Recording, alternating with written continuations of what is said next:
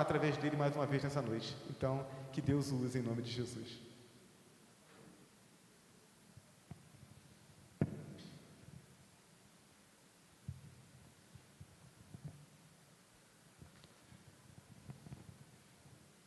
Boa noite à igreja, que a graça e a paz do nosso Senhor e Salvador Jesus Cristo estejam sobre a sua vida. É motivo de gratidão, poder estar desde ontem à noite com os irmãos, poder compartilhar a palavra também no culto de hoje, e volto lá para Belford Roxo, além de muito grato a Deus por todas as coisas que nós pudemos viver aqui, por poder conhecer a cidade de Juiz de Fora, e ainda volto com alguns gramas, quiçá alguns quilos, a mais.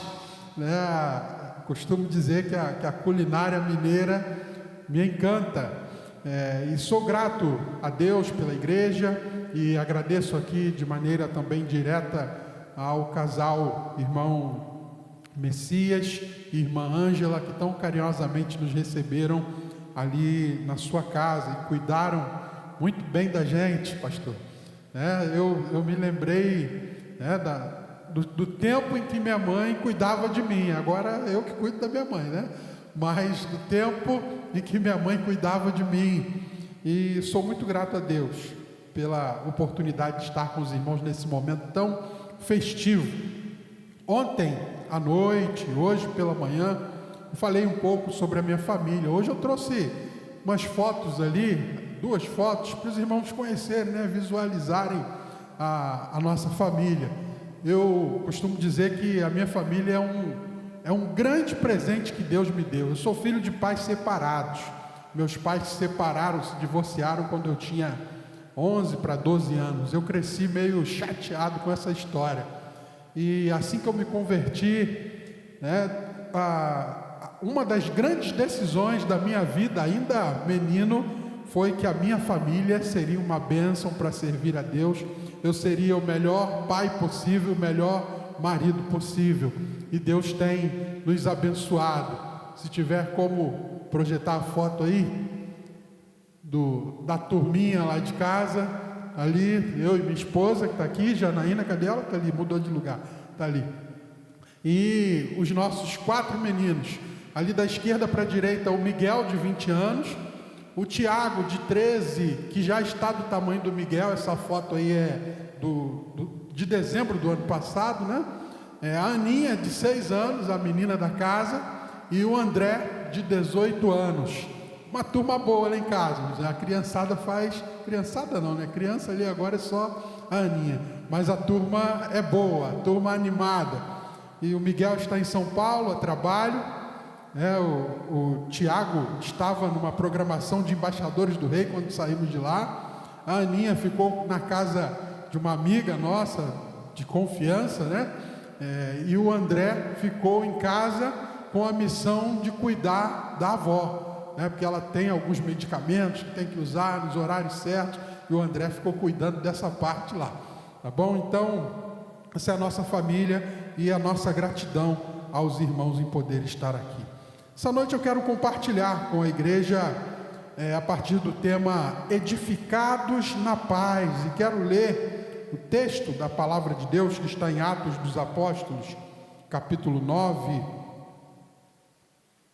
Atos dos Apóstolos, capítulo 9, no versículo 31. Atos 9, versículo 31.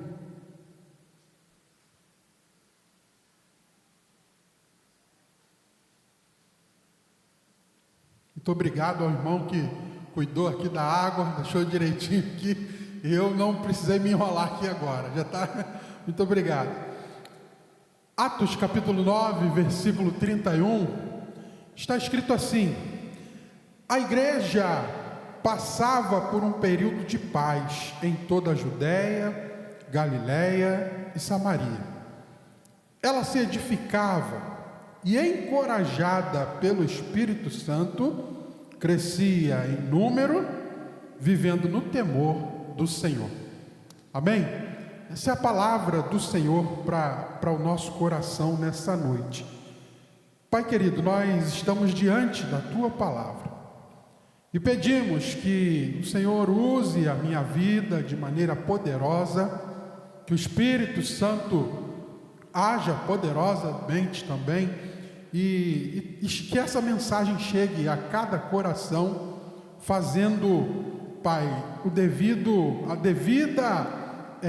intencionalmente, a devida forma, para que cada um possa entendê-la, para que cada um possa, ao entendê-la, sentir-se impulsionado a praticá-la. Muito obrigado pela Tua palavra, Pai. Hoje, segundo domingo de dezembro, nós separamos também para celebrar o dia da Bíblia, essa palavra tão preciosa que continua transformando vidas.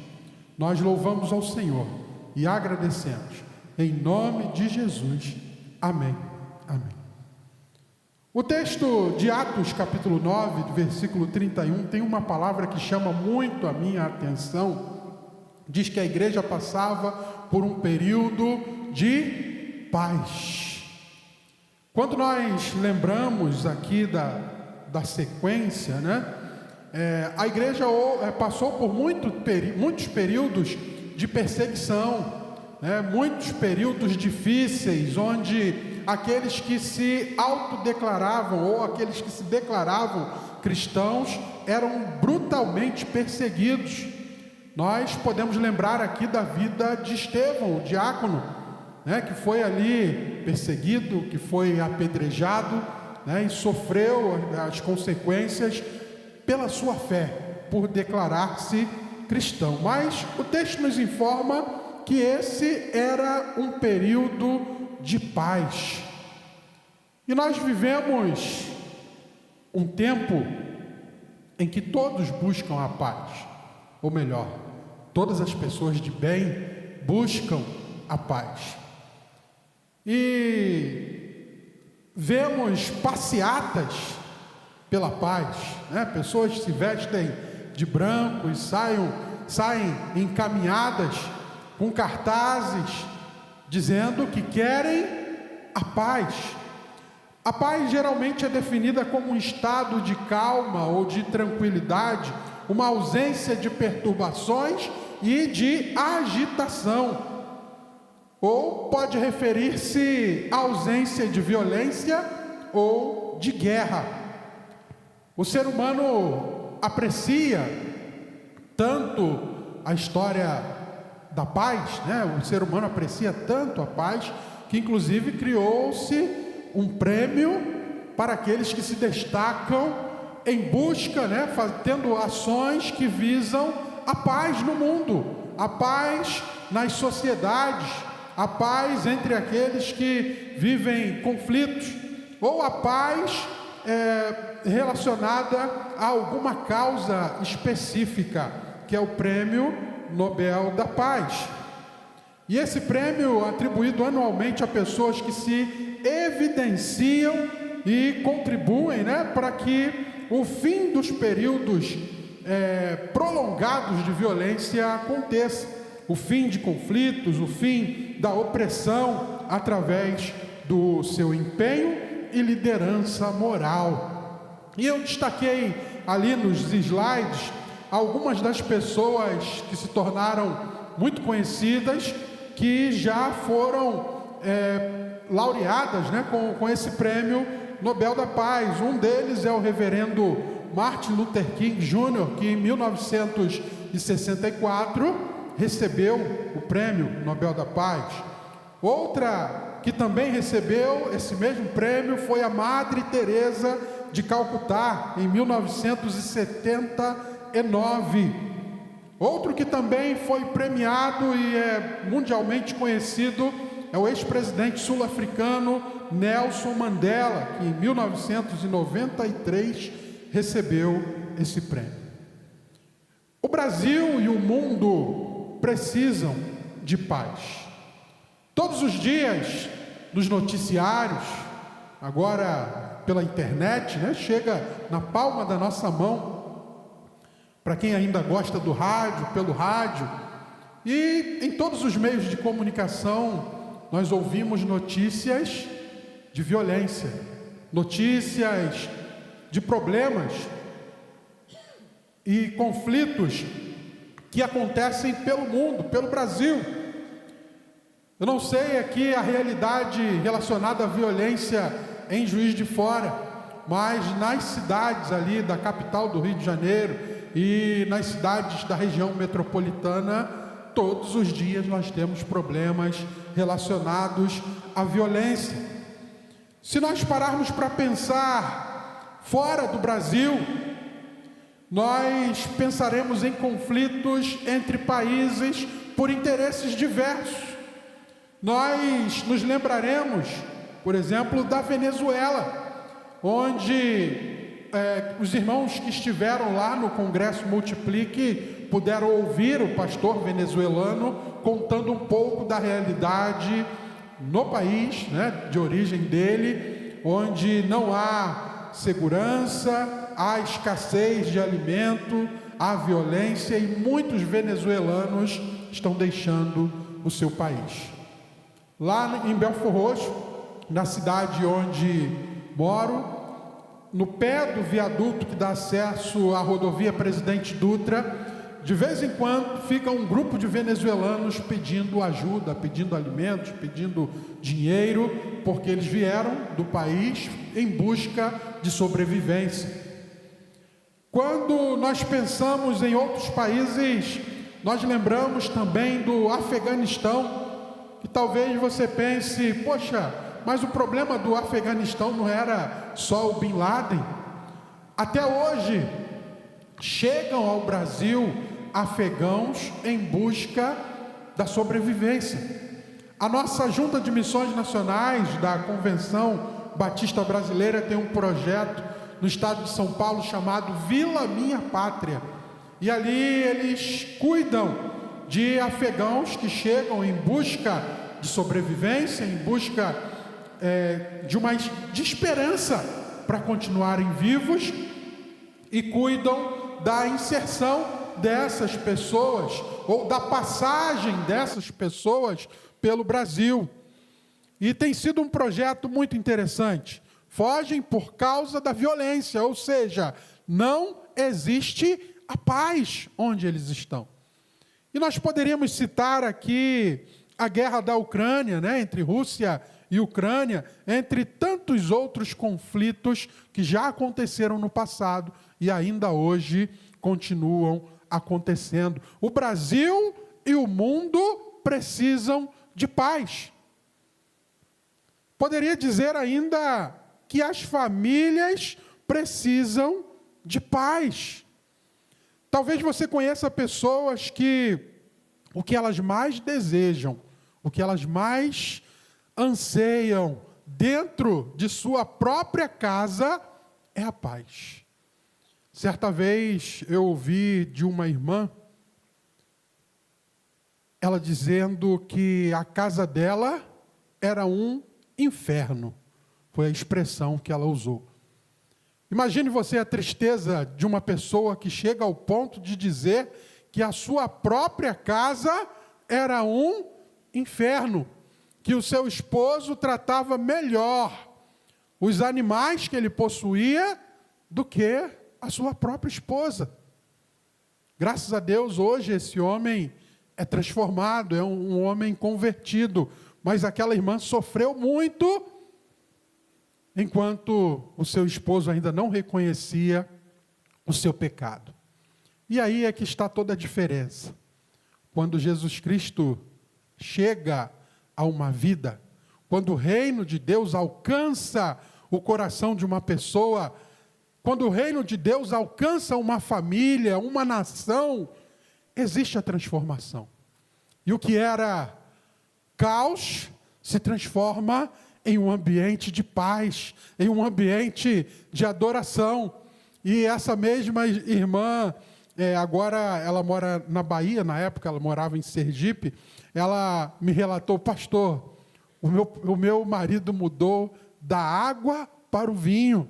E eu glorifiquei a Deus, porque nós oramos muito pela vida do esposo daquela irmã. Talvez você já tenha ouvido histórias como essa, de pessoas que perdem a paz, não somente por divergência entre uma e outra, mas que perdem a paz por conta de alguma enfermidade.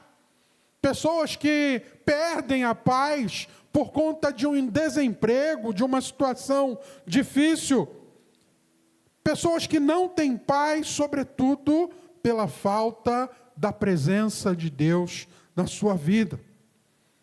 Em Mateus 9, versículos 35 e 36, a palavra de Deus nos mostra, se o irmão puder projetar ali, está ali já, né? A turma é rápida aí. Muito obrigado.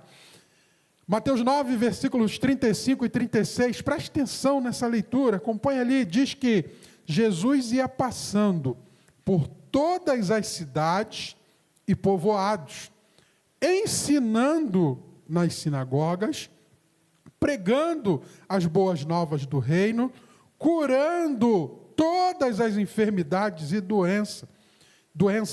Ao ver as multidões, teve compaixão delas, porque estavam aflitas e desamparadas, como ovelhas sem pastor.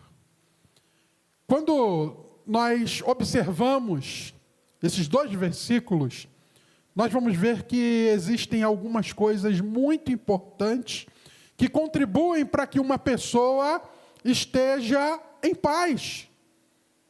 O reino de Deus é anunciado e Jesus Cristo é recebido como Senhor e Salvador. E isso proporciona a paz. O texto nos mostra que Jesus ia passando pelos povoados, ensinando e pregando as boas novas.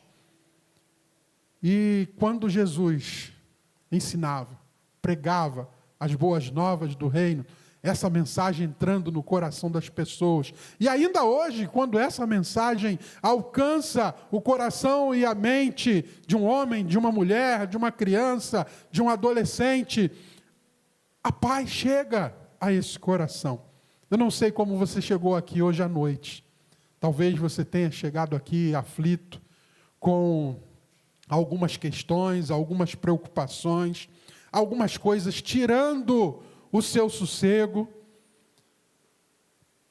Mas eu quero te dizer que Jesus Cristo, Ele pode te dar a paz. Jesus nos deixou o exemplo de que precisamos anunciar as boas novas do reino em todas as cidades e povoados. Juiz de Fora precisa saber que Jesus é o príncipe da paz, que Jesus transforma, que Jesus, Ele pode restaurar a paz em uma vida. A paz chega às famílias quando cuidamos dos enfermos. E foi isso que Jesus fez quando passava ali pelos povoados. Eu fiquei muito feliz quando, andando um pouco pela cidade, né, os irmãos me mostraram alguns hospitais, algumas clínicas, né, porque existem cidades em que não existem hospitais, não existem clínicas. E aí você pode pensar, mas pastor, o atendimento ainda não é aquele atendimento que todos nós, né, merecemos, ou que todos nós gostaríamos. Sim, mas nós podemos orar e podemos, como igreja também, contribuir de alguma maneira para que a saúde em nossa cidade, e aí eu estou falando saúde física, porque a saúde também contribui para que as pessoas estejam em paz.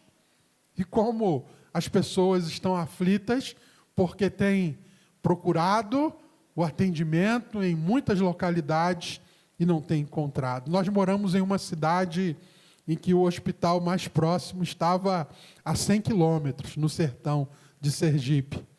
E, às vezes, nós reuníamos um grupo de meninos, né, os embaixadores do rei, eles ficavam doidos para jogar futebol, e aí eu dizia, olha, hoje nós não vamos ter futebol não, com medo daqueles meninos se machucarem durante o futebol, porque ia ter que viajar 100 quilômetros para o hospital mais próximo. Aí eu dizia, hoje nós vamos fazer o preparo físico, nós vamos pular corda. Pular corda, o risco de se machucar era menor. Ou vamos jogar ping-pong, né? O risco era menor. Mas eles queriam jogar futebol, mas na minha cabeça só ficava a responsabilidade daqueles meninos não se machucarem, porque o hospital estava muito longe. Quando nós cuidamos dos enfermos, a paz chega. Jesus curava todas as enfermidades e doenças. Talvez você pense, eu mesmo, não tenho o poder de curar. Deus pode curar, nós sabemos disso através de nós, mas por nós mesmos, nós não temos, a não ser que você seja médico, né? E tenha os conhecimentos da medicina, saiba prescrever o medicamento, mas nós não temos o poder de curar a grande maioria da população. Mas mesmo não podendo curar, nós podemos cuidar bem daqueles que estão enfermos. Nós podemos orar por aqueles que estão enfermos. Jesus nos ensinou a cuidar dos enfermos, seja através de uma visita, seja através de uma oração, seja através de você estar junto ali por alguns minutos ou algumas horas. E se for da vontade de Deus, Ele pode curar alguém através da sua vida. Eu creio. Deus pode te usar poderosamente. A família chega, ou melhor, a paz chega a uma família quando alguém que está doente é devidamente cuidado. Se você não pode curar, pelo menos cuide, pelo menos ore. A paz chega a algumas famílias quando nós agimos com compaixão e graça. E Jesus teve compaixão das multidões porque estavam aflitas e desamparadas como ovelhas sem pastor. Quantas pessoas você conhece que estão aflitas nesse momento, ou nesses dias, ou passam em algum momento de sua vida por aflições? E Deus pode usar a sua vida poderosamente para que a paz alcance a vida dessas pessoas. O pastor Rick Warren, um pastor americano, né, lá da igreja de Saddleback, ele tem um acróstico com a palavra paz em inglês. Eu separei ali, está ali, né? Está escrito em azul, que está para lá, não está aparecendo na projeção. E ele mostra que a igreja do Senhor pode contribuir com a paz na sua localidade, onde ela está inserida, ou onde os crentes estiverem dispersos por motivo de trabalho, de faculdade, ou algum curso que você esteja fazendo fora. Mas a igreja do Senhor, ela pode contribuir com a paz através da plantação de igrejas. Eu ouvi ontem que o trabalho de plantação dessa igreja começou com alguém que veio de Brasília e tinha no coração o desejo de começar a plantação de uma nova igreja. Certamente esses irmãos, eles contribuem com a paz aqui em Juiz de Fora. Certamente os irmãos que estão aqui hoje, como membros dessa igreja, também têm contribuído com a paz nessa cidade. A paz chega a uma cidade quando existem líderes formados e preparados para que mais pessoas sejam alcançadas. O pastor sozinho, como nós falamos pela manhã, ele não vai conseguir discipular todas as pessoas que chegarem. Então, cada servo do Senhor é desafiado a cumprir a grande comissão, conforme nós lemos em Mateus 28, 19 e 20. Portanto, ide, fazei discípulo. Essa ordem não é apenas para o pastor, para os missionários, para os diáconos, ou somente para os líderes da igreja. É para todo aquele que lê a palavra de Deus, entende e se autodeclara cristão. Formação de líderes. Assistir às pessoas, faltou o acento ali, grave, as pessoas pobres, as pessoas que estão em vulnerabilidade. E como as nossas igrejas têm feito um bom trabalho. Eu digo bom porque poderia ser melhor ainda. Seja com crianças, através do Projeto Viver, na Junta de Missões Nacionais, e outros projetos desenvolvidos por igrejas individualmente, seja nas cristolândias espalhadas pelo Brasil, através da recuperação de pessoas que estão ali envolvidas e que são viciadas são dependentes químicos. Então, nós podemos assistir a pessoas que estão em vulnerabilidade social, nós podemos cuidar dos doentes, e nós precisamos ensinar a próxima geração.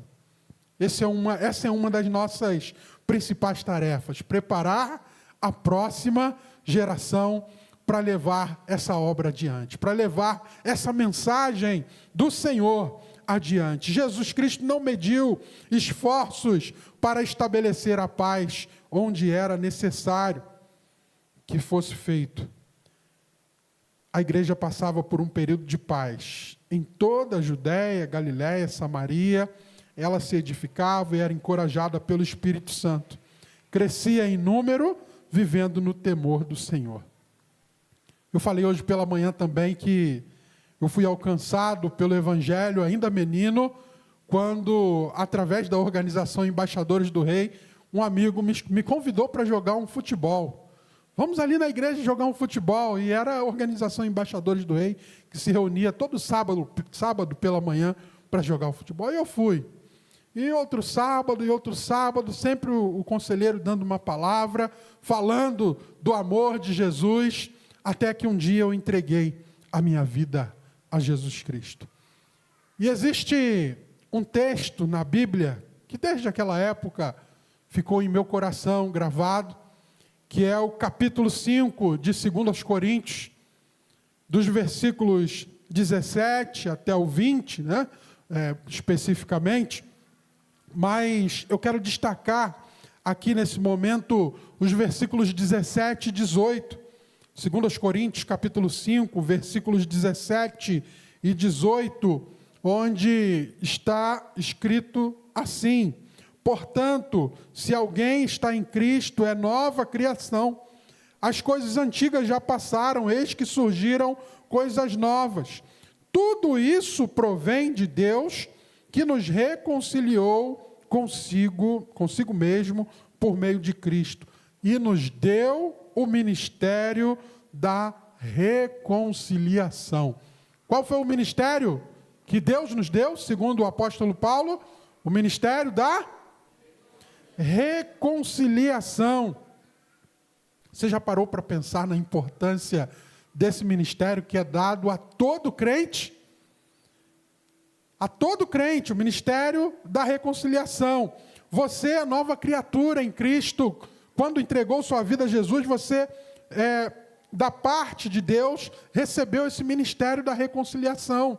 Reconciliação entre o homem pecador e Deus, e a reconciliação entre o homem e o seu próximo.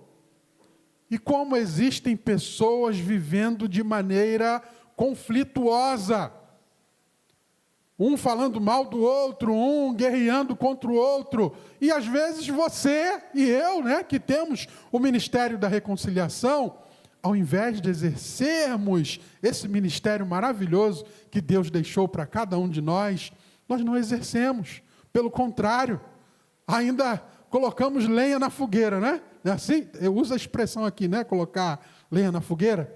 Lá no Rio o pessoal fala botar pilha também, né? Ficamos botando pilha. Não, fulano, é assim mesmo, desse jeito aí que você está falando. Mas não foi esse ministério que o nosso Senhor nos deixou, não. Nem existe esse ministério na Bíblia. E se existe, não é para os crentes. Botar lenha na fogueira não é coisa de crente.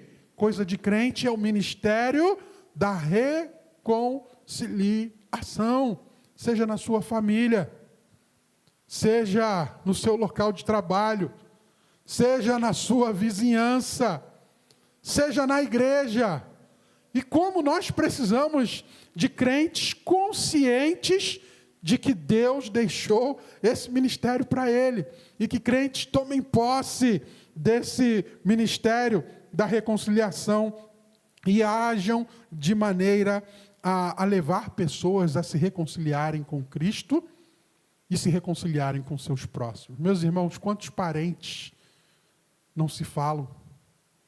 Quantos ex-amigos deixaram de ser amigos em épocas de campanha política?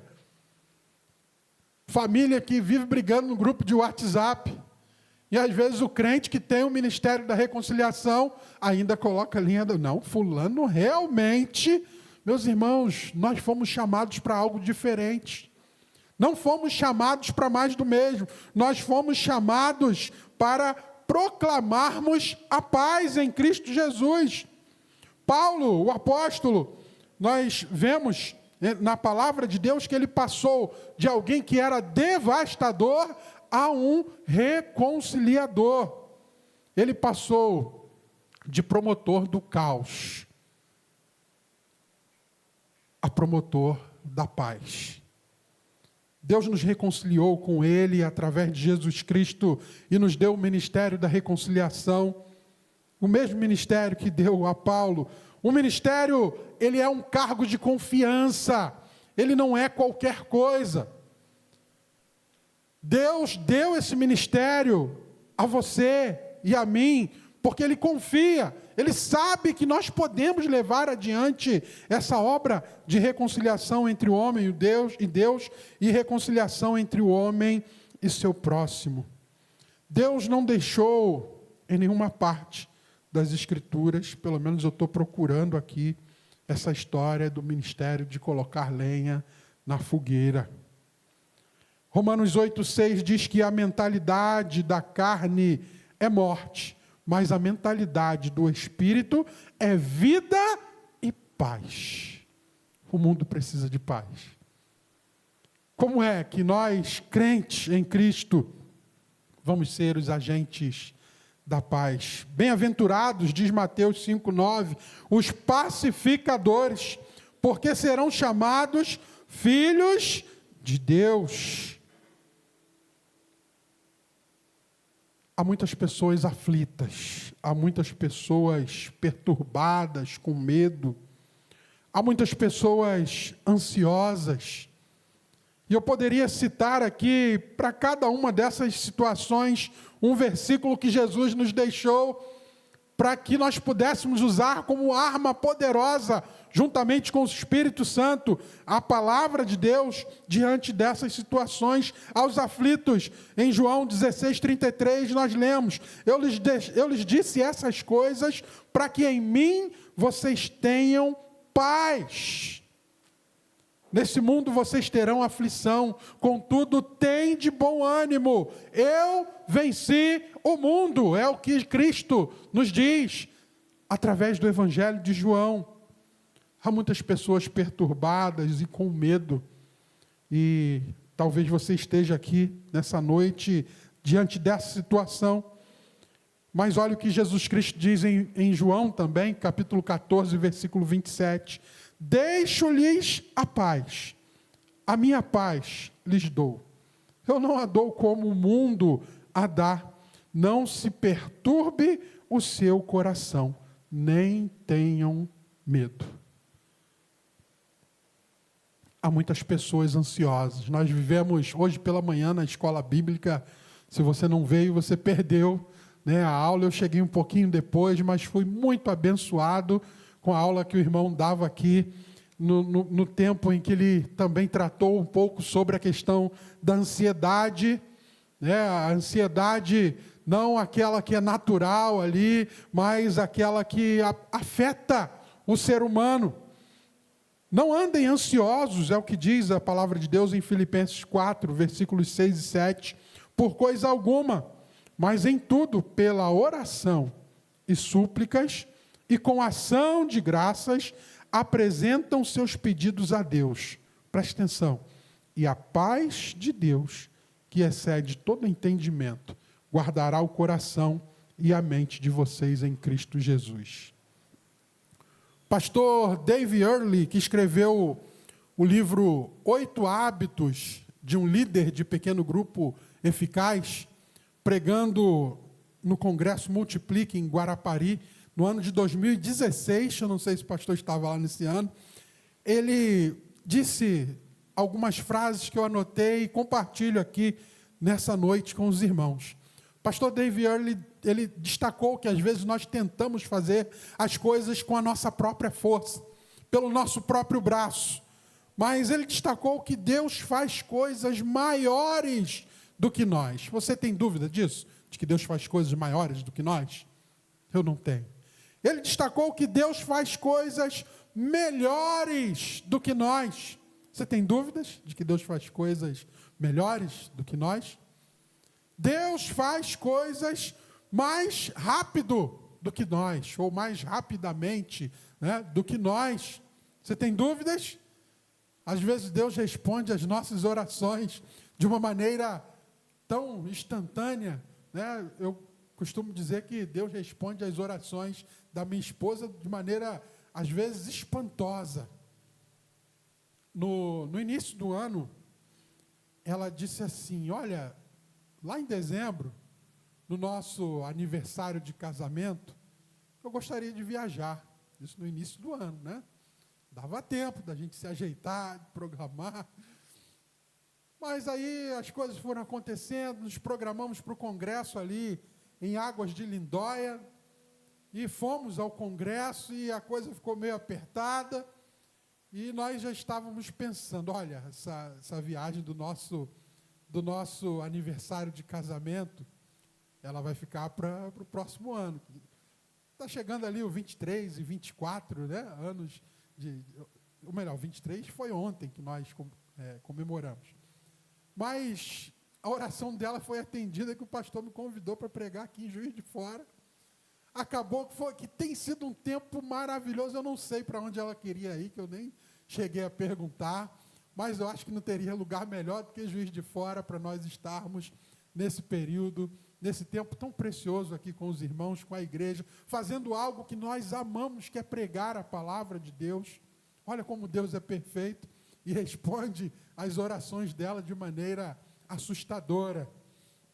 Deus faz coisas mais duradouras do que nós. Você tem dúvidas disso? Que o que Deus faz é duradouro? É Ele quem nos dá a vida eterna. Eu não tenho dúvidas.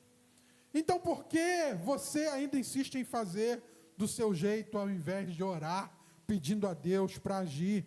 Tentamos fazer do nosso jeito e acabamos perdendo a nossa paz. Não, eu vou fazer assim porque eu sei que assim é o jeito que dá certo. E aí alguém vem, não faz assim, vai por ali. Não, o jeito que eu faço é esse, e é assim que vai. E acabamos tendo problemas em muitas das situações. Ore a Deus, peça orientação a Deus. Qual lugar que você conhece, ou que você frequenta, em que exista alguém precisando de paz? Se você está aqui nessa noite, é porque Deus quer usar a sua vida como agente da paz. Se você está aqui nessa noite, é porque Deus quer usar a sua vida. Deus quer usar a sua vida através do ministério que Ele confiou a você, o ministério da reconciliação, para que Ele haja naquele lugar. Talvez você que esteja aqui nessa noite esteja pensando, mas pastor, eu estou precisando de paz na minha vida, na minha casa, na minha vizinhança, ou na minha família, existe uma situação que precisa ser resolvida. E o lugar que eu mais preciso de paz é dentro de mim mesmo. Para todas as situações, Jesus Cristo nos deixou uma palavra. E se você precisa de paz dentro de você mesmo, em Mateus 11, 28, versículo que também foi citado aqui na escola bíblica, se eu não me engano, Jesus diz, venham a mim, todos os que estão cansados e oprimidos ou sobrecarregados, e eu lhes darei descanso. Eu lhes darei a paz que você precisa. Eu não sei qual a situação que você tem enfrentado, que você tem vivido, mas uma coisa eu sei, que quando nós nos lançamos, dispostos a sermos a resposta de Deus para a nossa geração. A verdade é que muitos de nós queremos ser a voz questionadora das situações, mas poucos se lançam para serem a resposta de Deus onde exista alguma situação problemática, onde exista algum conflito, onde exista alguém precisando do Evangelho de Cristo em sua vida. Você pode, de maneira intencional, se relacionar com pessoas com a finalidade de apresentar-lhes o príncipe da paz. Você pode, de maneira intencional, se relacionar com pessoas de maneira a exercer o ministério da reconciliação. Eu não sei como estão os relacionamentos no seu entorno, na sua casa, na sua família, no seu local de trabalho, mas eu quero enfatizar uma coisa: Deus não te salvou, Deus não te chamou para ser aquele que vai colocar ainda mais lenha na fogueira. Ele te chamou e te salvou para que você possa exercer o ministério da reconciliação. Feche seus olhos, vamos orar nesse momento. Pai querido, nós estamos diante da sua palavra.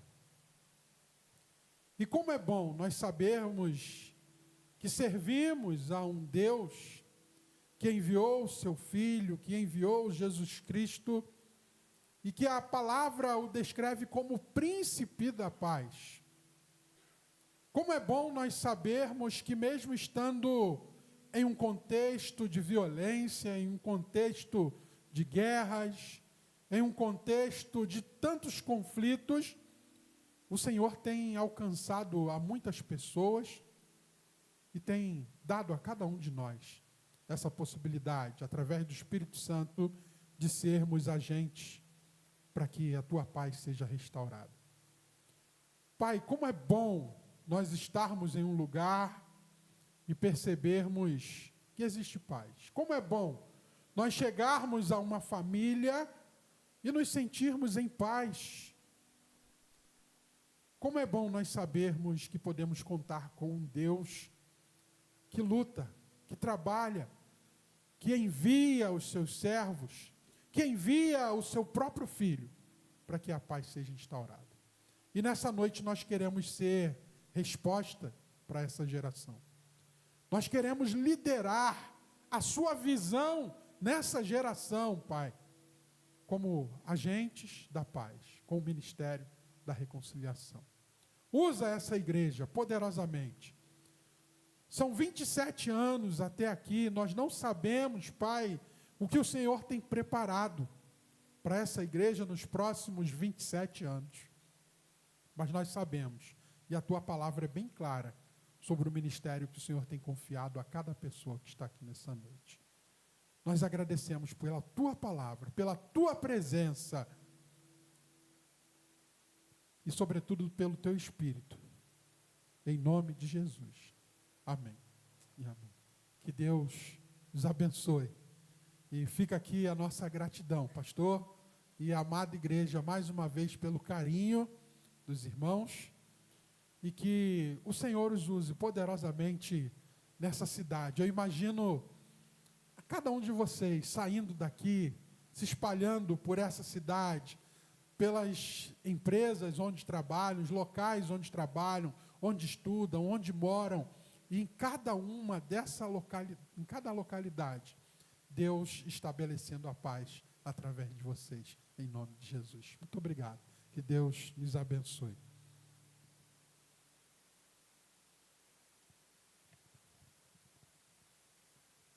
Irmãos, fomos abençoados? Amém? Louvado seja o nosso Deus. Estava ouvindo o pastor Fred e pensando assim, eu vou precisar chegar em casa e beber um pouco de água, né? Porque eu estou assim, me permitindo enxergar aquilo que Deus quer fazer através das nossas vidas. Para cada palavra, para cada possibilidade, eu tenho me permitido enxergar essas coisas acontecendo através da minha vida e através da vida de cada membro dessa igreja. E aí, quando isso acontece, não tem jeito, né? Parece que a torneira aqui dos olhos abre e as lágrimas vêm aos olhos. A gente vai falando sobre aquilo que a gente entende que Deus quer fazer. A gente enxerga isso como realidade. E isso nos emociona. Eu me permito, eu não sei quanto tempo faz que você não se permite chorar diante de Deus. Mas quando a gente se permite enxergar aquilo que Deus está trazendo como promessa, quando a gente se permite enxergar aquilo que Deus está trazendo como proposta para a igreja e para a nossa vida, e quando a gente se permite se enxergar fazendo aquilo que Deus quer, ou vendo Deus fazer o que Ele quer através das nossas vidas, é impossível que a gente não se emocione. Somos chamados nesse tempo para podermos sonhar com as promessas de Deus em nossas vidas. Então, eu quero, se tiver que ser assim, eu quero que a gente, além de trazer a Bíblia, além da gente trazer o telefone celular, o tablet, a agenda, a gente começa a trazer um lenço para enxugar as lágrimas durante os nossos cultos. Eu quero viver aqui com essa igreja, essa experiência de enxergar na palavra de Deus as propostas de Deus para a nossa vida e de enxergar junto com a igreja tudo isso acontecendo através de nós, em nome de Jesus. Amém? Eu vou pedir a 2 irmãos que nos ajudem, por favor, pegando o gasofilácio e colocando para o canto, e nós vamos ouvir o nosso coral agora, nos conduzindo nesse momento de adoração ao nosso Deus.